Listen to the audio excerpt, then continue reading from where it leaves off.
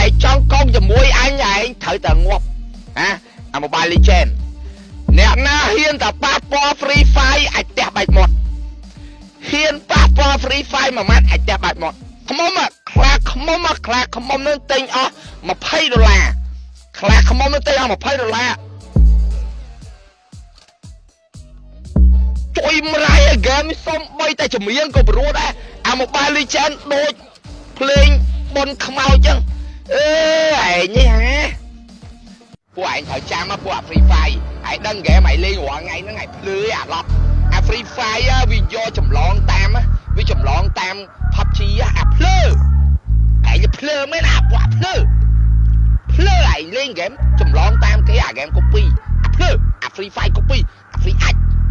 ចាឯង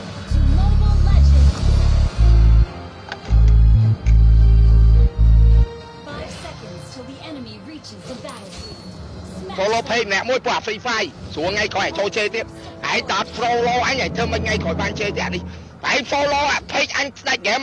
ដាក់ notify មួយពួក Free Fire ពួក Free Fire ឯងដាក់ follow ឯងដាក់ notify ស្ដាច់ game ឯងដាក់ notify លឿនឯងថ្ងៃក្រោយទៀតអត់បានជេរទៀតឯងពេលឯង live វាអត់ load notification ណាភ្លឺ